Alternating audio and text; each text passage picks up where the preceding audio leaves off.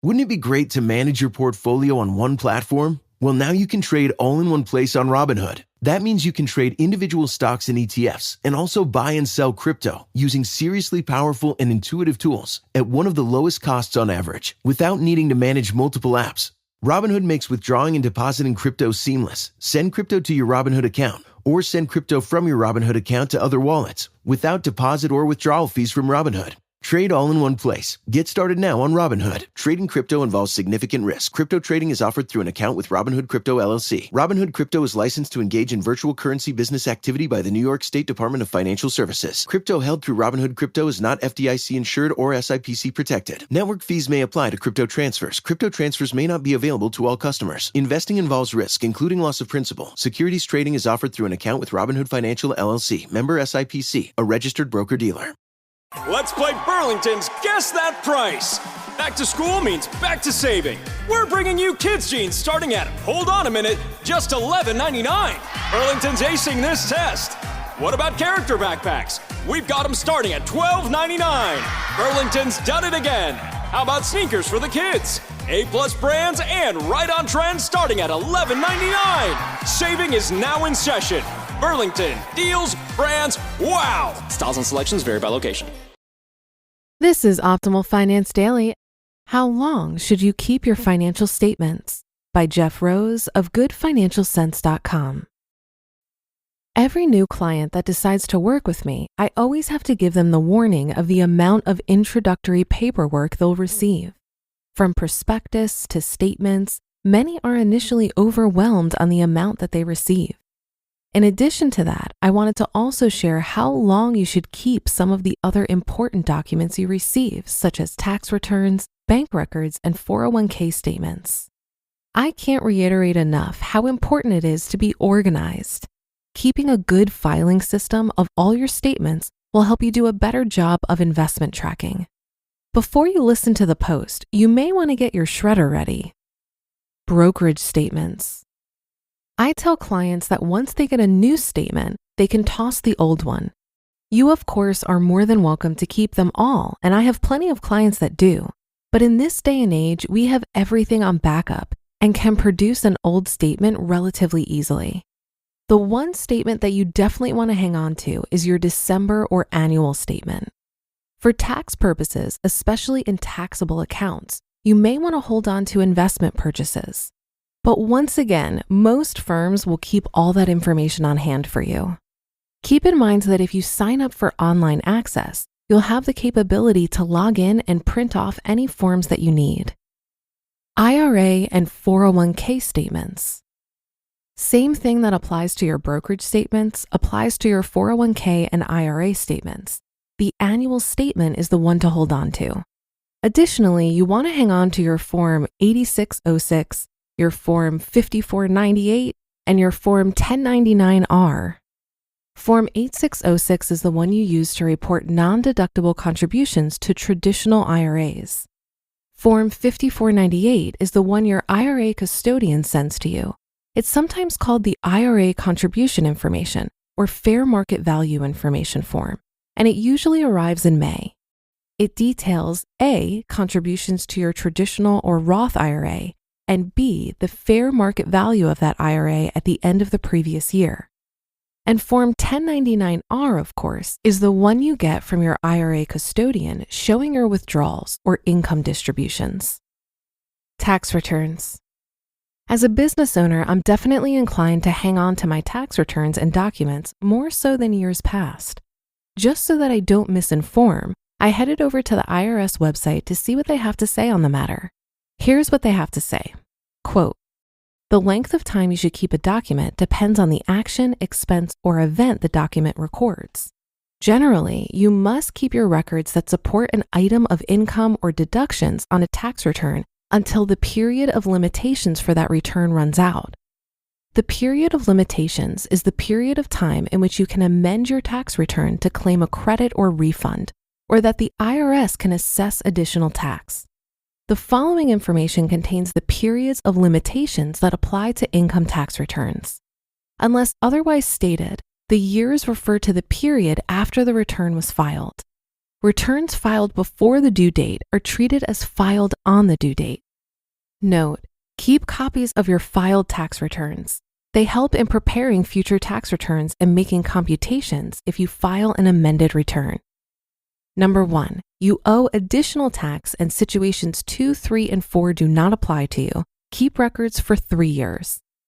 Number 2, you don't report income that you should report and it's more than 25% of the gross income shown on your return. Keep records for 6 years. Number 3, you file a fraudulent return. Keep records indefinitely. Number 4, you don't file a return. Keep records indefinitely. Number 5, you file a claim for credit or refund after you file your return.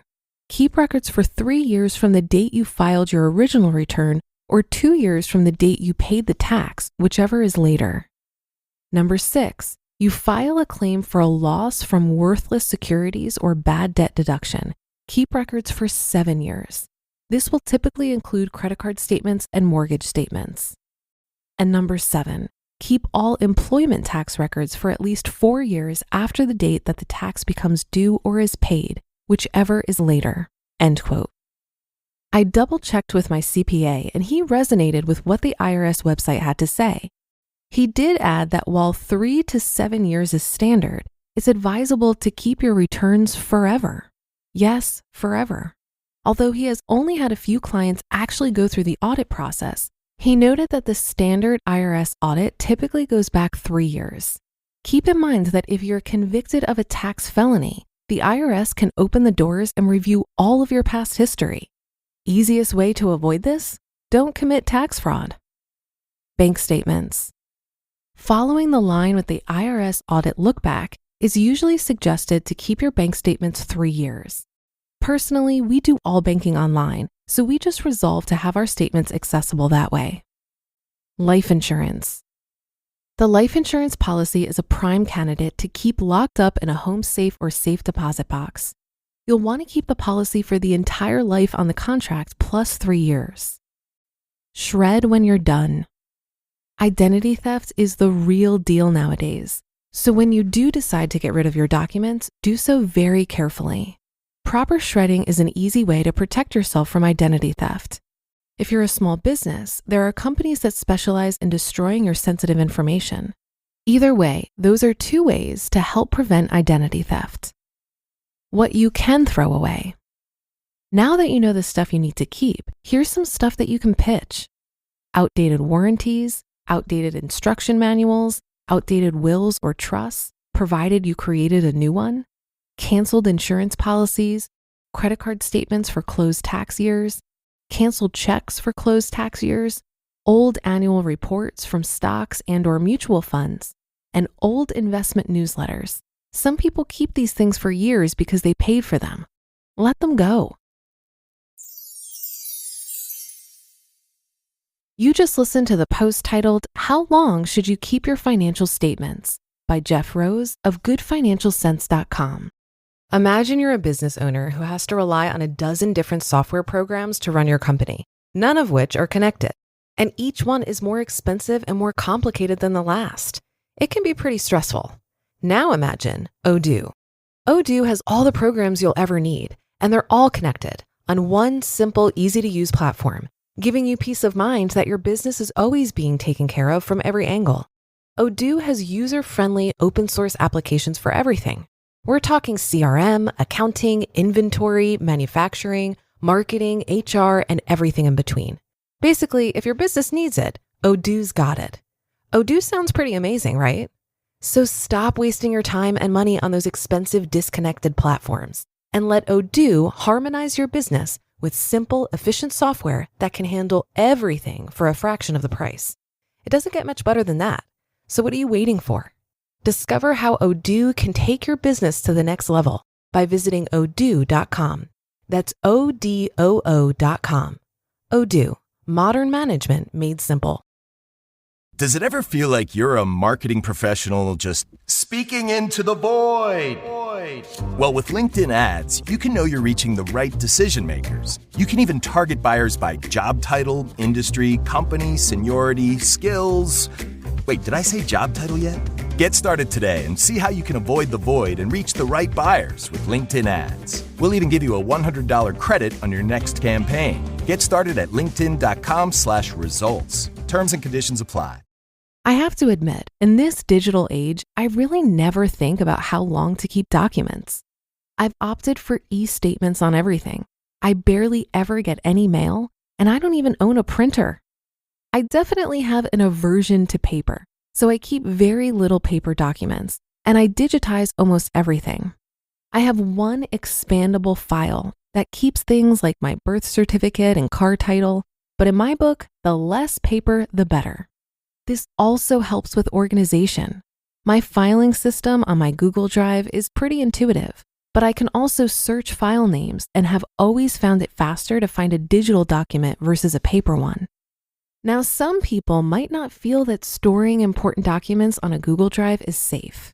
However, a recent Business Insider article outlined that Google uses the strong 256-bit Advanced Encryption Standard, or AES, encryption on all of its Google Drive servers. Likewise, when the data is in transit between users and Google Drive servers, Google uses the Transport Layer Security, or TLS protocol, to protect the data and prevent interception. The biggest risk to your Google Drive data is often you, along with the computers or devices you've connected to Google Drive.